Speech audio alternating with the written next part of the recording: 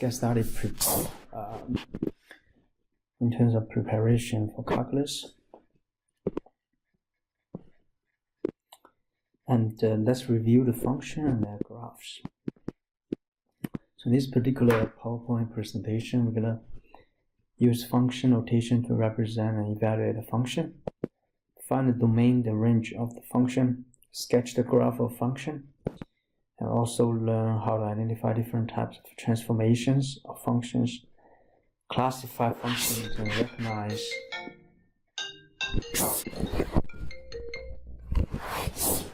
and recognize combinations of functions.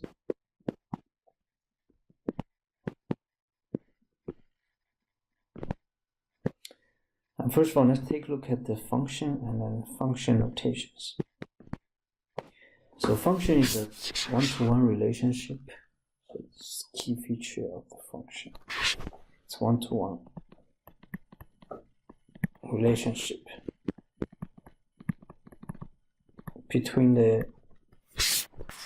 variable x and variable y. And then we call variable x a dependent variable, independent variable, and the variable y is called a dependent variable. And then the key thing about this is the one x value produced or yields only one, and then only one y values. So that will construct the function. And function can be specified in a variety of ways. However, we will concentrate primarily on functions that are given by equations involving the dependent and independent variables. For instance, the equation x squared plus 2y equals to 1. So this is the equation. Here, y is a dependent variable, and the x is independent variable. So if you want to rewrite this, x squared plus 2y equals to 1, express that in terms of y. We subtract x squared from both sides of the equation. So 2y equals to negative x squared plus 1. After that, we divide both sides of the equation by 2. We get a cancel 2, y equals to negative half of x squared plus half. Another way of writing this is factorial negative half. Then we have x squared plus 1. So y value equals that. So evaluate this function to find y value that corresponds with given x values. I already did a transformation, and if you factor half, then you're gonna end up with y equals half times 1 minus x squared. And this is what they call equation in expressive form. And the function notation is just basically rewrite y as f of x, right? You have to put in the function notation. So anytime if you need a function notation, you're going to do f of x equals to, let's say, ax squared plus bx plus c. So this is the function notation for quadratic equations. So now let's take a look at an example. Right? We have a function f of x equals to x squared plus 7. So we want to evaluate each expressions. First of all, we get f of 3a. F of 3a, basically you just replace x in your original equation with 3a. In this case, x becomes 3a. So we get a 3a squared plus 7. In that case, we have a 3 squared becomes 9, a squared plus 7. So that's going to be the answer. This is the a part. B part, we have f of b minus 1. So f of b minus 1, in this case, you're going to replace x here with b minus 1. So we have b minus 1 squared plus 7. So we have b squared minus 2b plus 1 plus 7. When you expand the perfect square, you're going to end up with that. And we can bilaterals, we got b squared minus 2b plus 1 plus 7 gives us plus 8. So the answer is b squared plus 2b plus 8. The last one is finding f of x plus delta x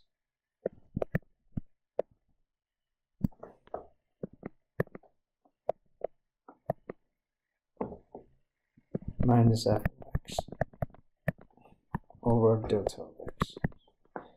So for f of x plus delta x, we replace x here with x plus delta x squared plus 7 minus f of x, which is x squared plus 7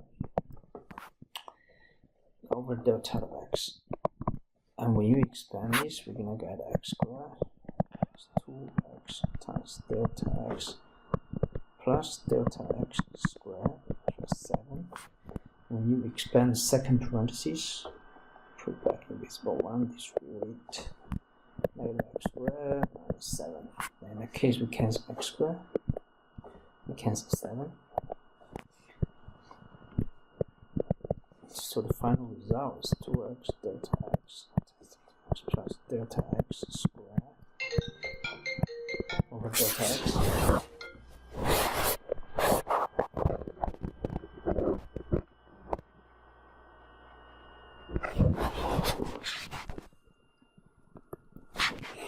Then we cancel delta x, we're going to end up 2x plus delta x.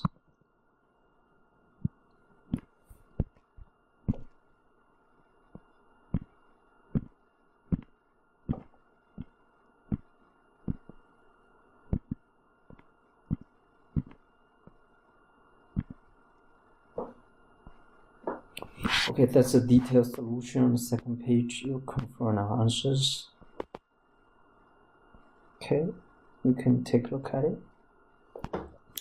Actually, let's take a look at the domain and range of a function. So the domain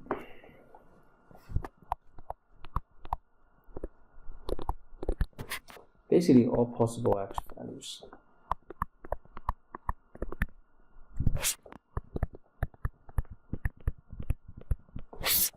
And range are all possible y values. Okay, so that's basically the essence of domain range. So domain is a set of all real numbers for which equation is defined, meaning all possible x values. So for example, let's say let's take a look at this function g of x equals to 1 over x squared minus 4. And since it's a rational function, right? So the domain cannot be 0, right? So we're gonna say x squared minus 4 cannot be equal to 0, right? So adding 4 from both sides, we got x squared cannot be equal to 4. In that case, x cannot be equal to plus minus 2. So the domain will be all real numbers. What will be this?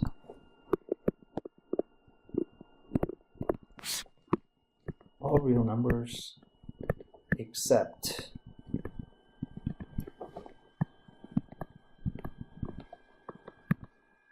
x equals plus minus 2. Except plus minus 2.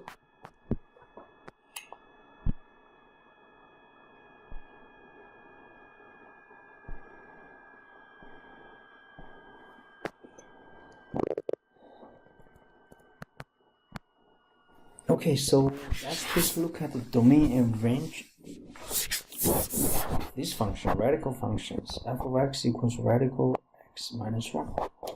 So in this case, for radical functions, the domain must be whatever underneath the radical.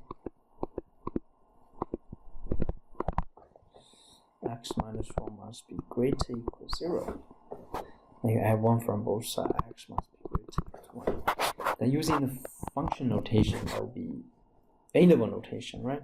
It will be from 1 to positive infinities, or including 1. So that's going to be the domain. same thing as 1 to range. After you graph the function, you see something like this. As you can see, the graph going upwards, right? Going upwards forever. That means everything on the y-axis works. So starting with 0, right? 0 to positive infinity, that's going to be the range. So the range is 0 to positive infinity, as indicated in our graph.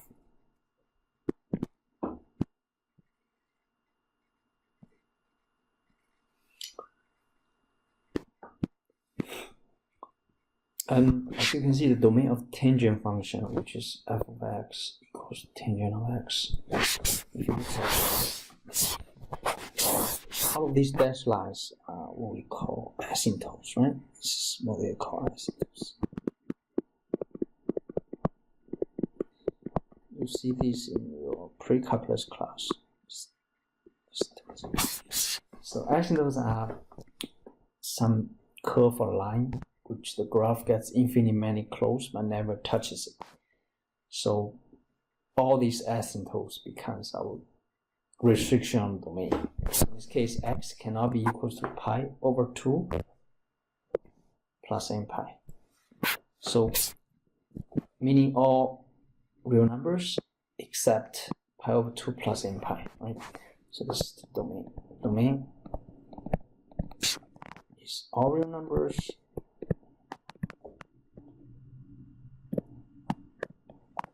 except x equals to pi over 2 plus n pi.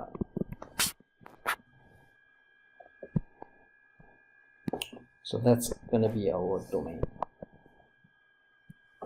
Okay. So a function from x to y, x is independent variable, y is dependent variable, is 1 to 1 if to each y value in the range that corresponds exactly one x value in the domain. One value, each value corresponds to one, exactly one x values in the domain. So that's going to be the function.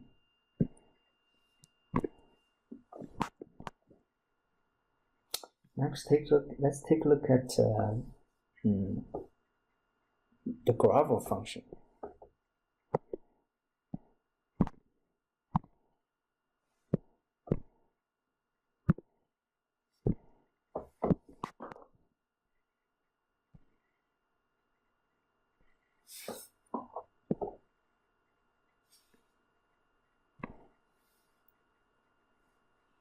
The graph of function y equals f of x consists of all points xy, same thing as x comma f of x. Y is the same thing as f of x.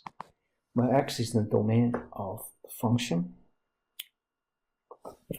and then the x value is the direct distance between the point and the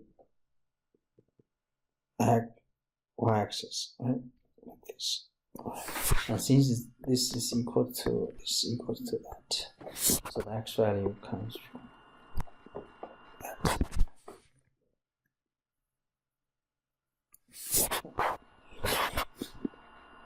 And the y value is the point, direct distance between the point and then the x-axis, which is this length. And this is the same thing as that. That's why this is our y value, f of x. Okay.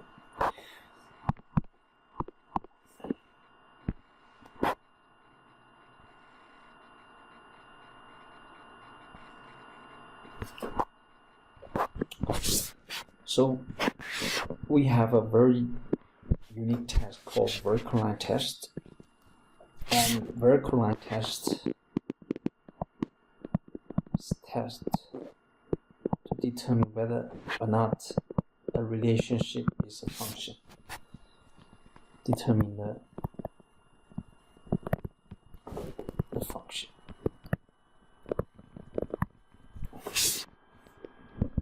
So in this case, if the vertical line only intercepts every single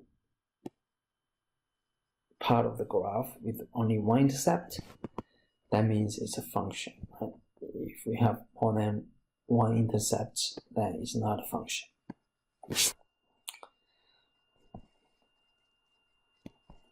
Let's take a look at this demo about the function. Let's say you draw a vertical line on the first graph. Right, you can see you're going to have two intercepts, right? Just like the dashed line shows. Draw a vertical line, you get two intercepts. In that case, two intercepts indicates it's not a function.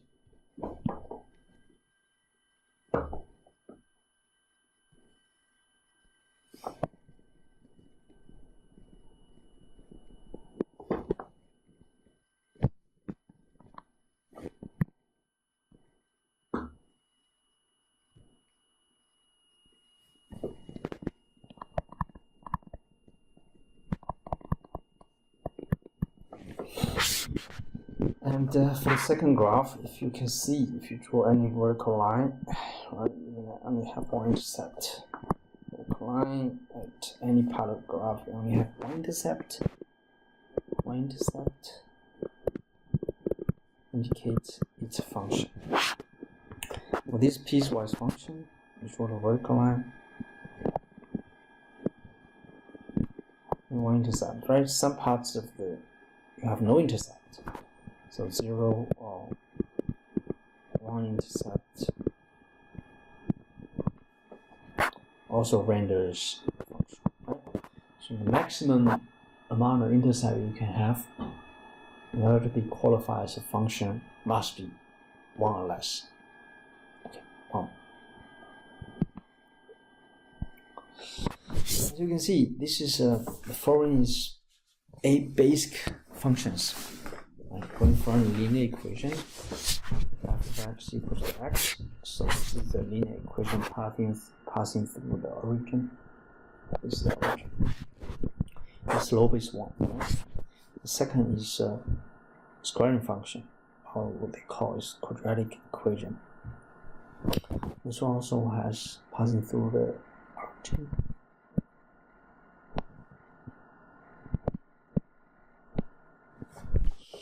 And it's symmetric by the y-axis. Right? The third one is a cubic function. From left to right, it's increasing all the way. Right? And the fourth one is a square root function. The square root of x passing through the origin, and it's going upward. The fifth one is absolute function, absolute value function. And it's symmetric by the y-axis. The sixth one is the rational function. In this case, both x axis and the y-axis are asymptotes for this rational function. The next one is the sine function. One period for sine function is from 0. One period is 2 pi. From 0 to 2 pi, that's one period. Right? And the amplitude.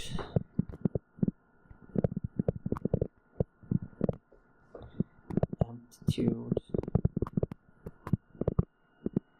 is 1.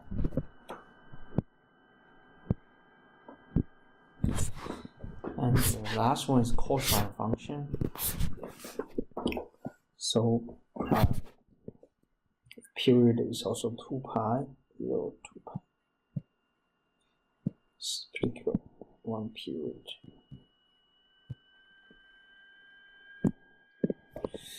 So period 2 pi.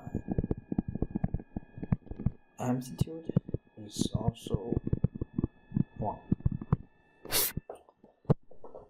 Okay, so that's the cosine function. And it appears in the cycle, right, for both sine and cosine function. And next thing, let's take a look at the transformational functions.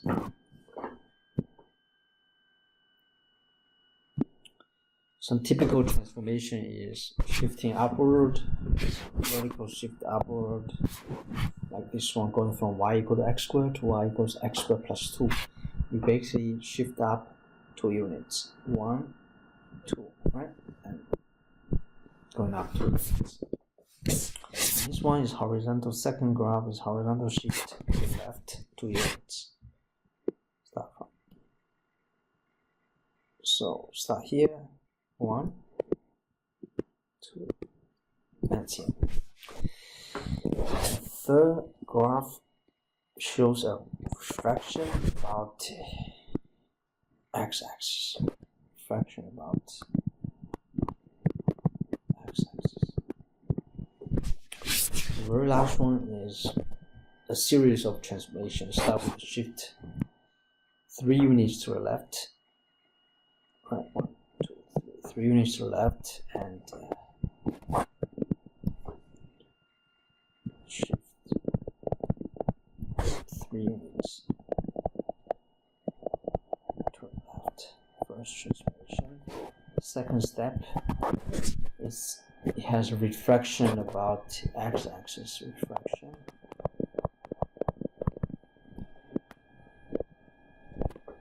About x-axis. And last step is shift upward, shifting up 1 unit. Shift up. Shift 1 unit. Once you have performed all these 3 transformations, you reach the new graph, which is in black.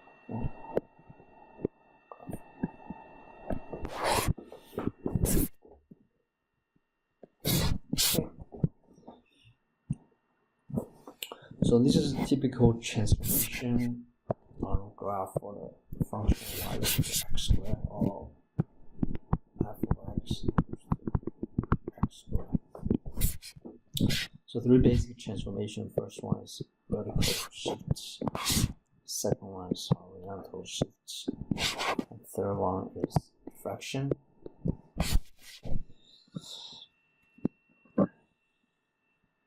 Function notation lends itself well to describing transformation of graphs in a plane. For example, let's say for f of x equals to x squared is considered to be the original function. So the transformation could be represented by the following equation. So for y equals f of x plus 2, basically vertical shift up 2 units. Second one, y equals f of x plus 2. You horizontal shift the graph to the left 2 units. Third one, we have y equals negative f of x. It's a refraction about the x-axis. The last one, y equals to negative f of x plus 3 parentheses plus 1. So you shift left refract about x-axis and shift up 1 unit.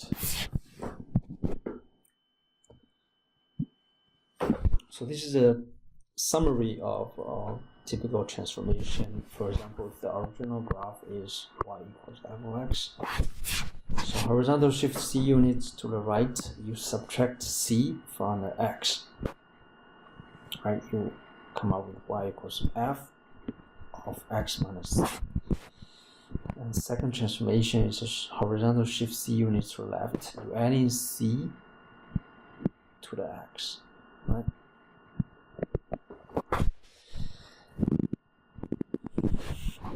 And the third type of transformation is vertical shift c units downward. So you subtract the function f of x by c. And the fourth one is vertical shift c units upward. So you're adding f of x by c.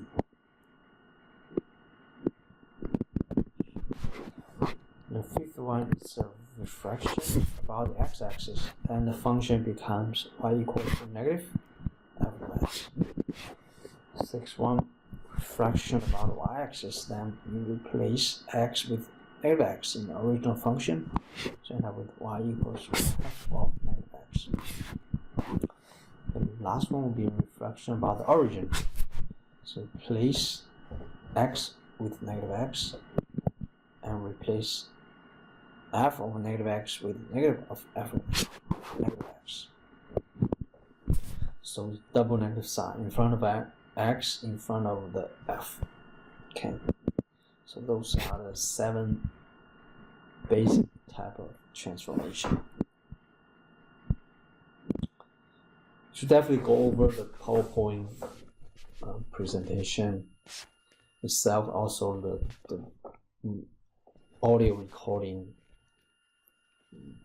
more than once if you need to, if it requires you to comprehend this stuff, because transformation is not a very easy topic. Okay, so let's take a look at classification combination of functions. Typical term is what they call composite function.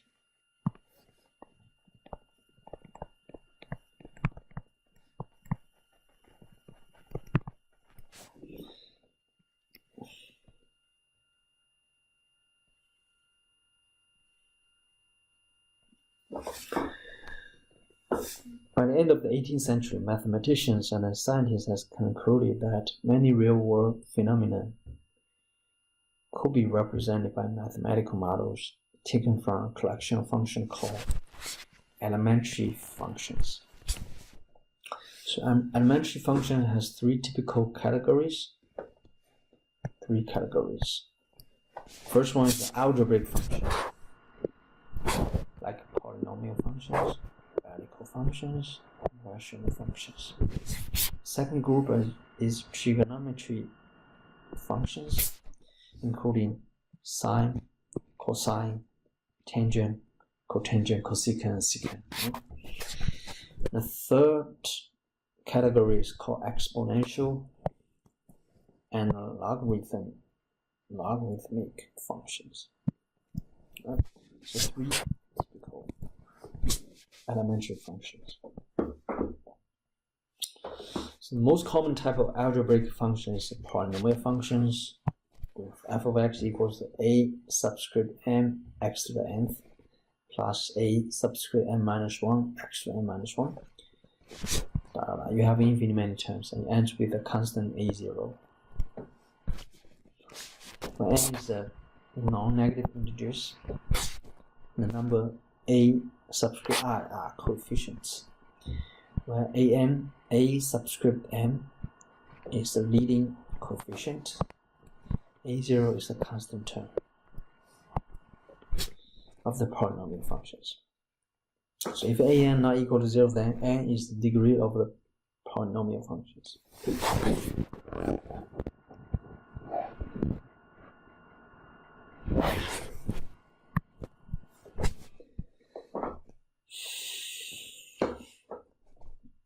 So for the polynomial functions for 0 degree, so we get f of x equals to a, so it's a constant function. First degree renders f of x equals ax plus b, that's a linear function. Second degree renders f of x equals ax squared plus bx plus c, so this is a quadratic function. Third degree, f of x equals ax cubed plus bx squared plus cx plus d, so that's a typical cubic function. Although the graph of non-constant polynomial functions can have several terms, eventually the graph will rise to 4 without bound as x moves to the right or left.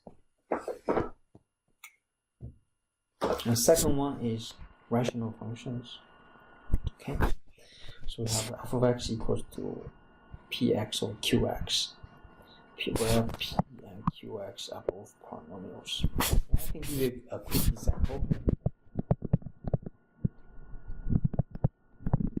A typical rational function, x squared over x plus 1. Right, both of them are polynomial functions.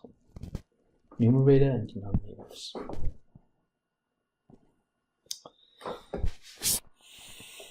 So polynomial function, rational functions are what they call the algebraic functions.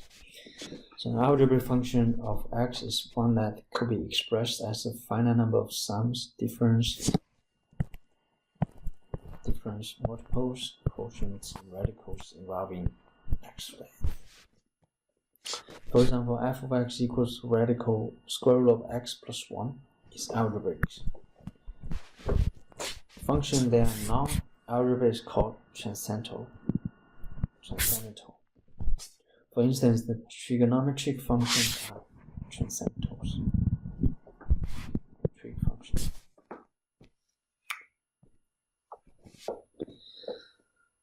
Two functions can be combined in various ways to create new functions. For example, given that f of x equals 2x minus 3, g of x equals x squared plus 1. So f plus g parentheses x is f of x plus 3 of x. So you add in these two functions. That's what they call sum. Difference is parentheses f minus g x. And basically it's big. What we perform is f of x minus g of x. And we subtract two functions. And the third one is the product. So f times g parentheses f of x, meaning f of x times g of x. F slash g parentheses x equals f of x over g of x is 2x minus 3 over x squared plus 1. So this process is called composition process. And the resulting function from the composition process is called a composite function.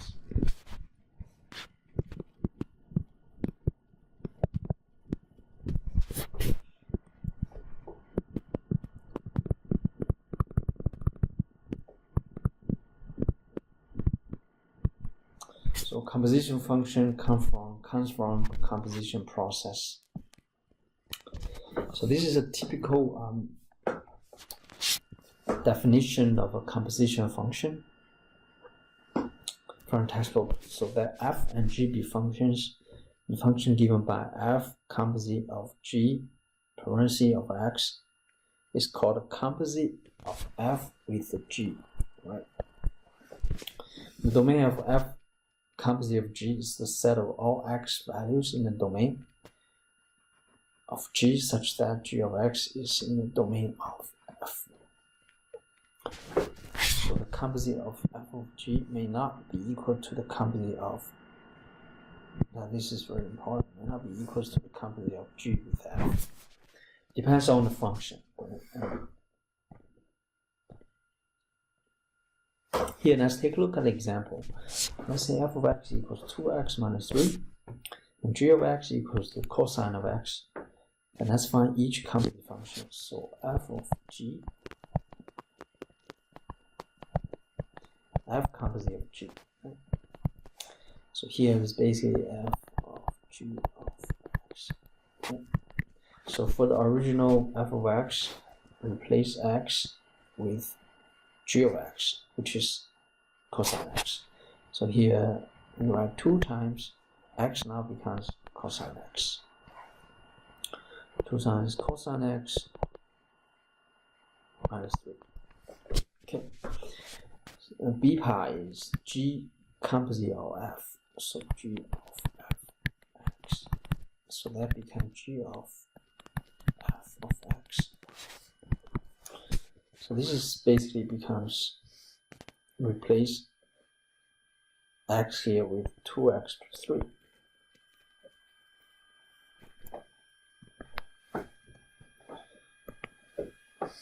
So we have cosine of 2x minus 3.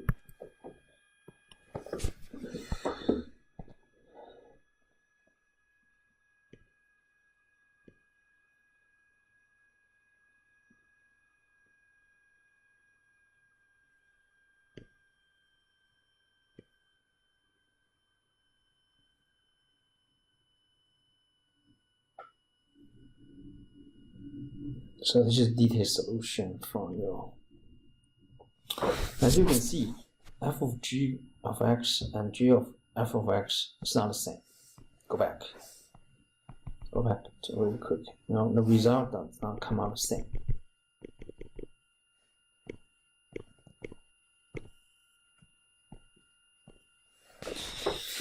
F of g in this case definitely is not equals g composite of f. Okay, so it's something you have to pay attention.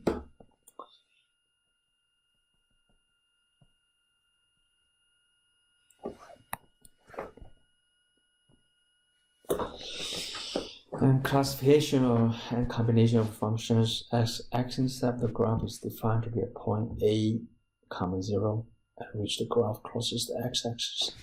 The graph represents a function of f. Number A is a zero of f. In other words, the zeros of function f of x are solutions to the equation f of x equals 0. So basically, in order to find the x-intercept, you set y equals 0 and solve for x. That's what this is about. And next thing, let's take a look at even R function notation, right? The terminology of functions. So function is even if its graph is symmetric with respect to y-axis. If it is odd, its graph is symmetric with respect to the origin. So for even function,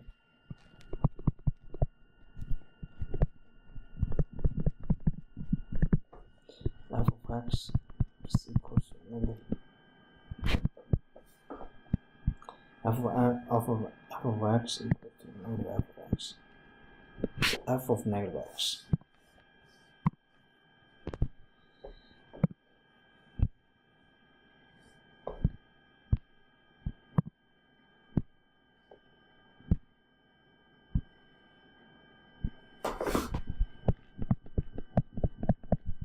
This is R function.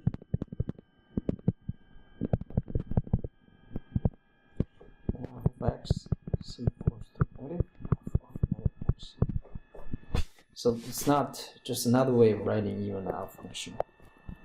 It's pretty consistent with the test for even R functions given in the PowerPoint.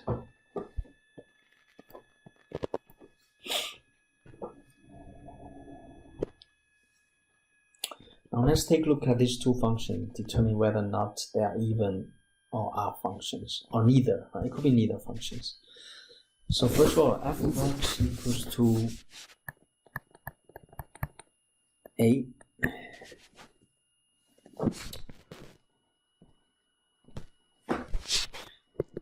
x cubed minus x. Now we just gotta figure out what is f of negative x. Okay, so f of negative x, replace all the x with negative x. Then when you expand it, you end up with negative x cubed. Minus become plus x. As you can see, compare the result if you factor out both sides. And we have x cubed minus x. And these terms are exactly f of x, right? So in this case, we have f of negative x equals to negative f of x. And this is exactly the definition of the R function.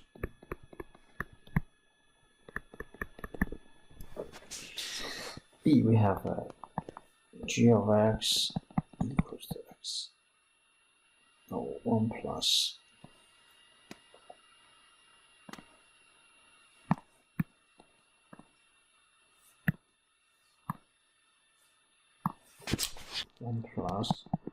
cosine x. Now we replace x with negative x. Let's find what is g of negative x. So it's going to be 1 plus plus cosine x. And we know that cosine x is even function, so in this case, become 1 plus cosine x. And this 1 plus cosine x is exactly g of x. Now we have a relationship with g of negative x equals g of x. And this is exactly the definition of the even function. So the answer is even function. Okay.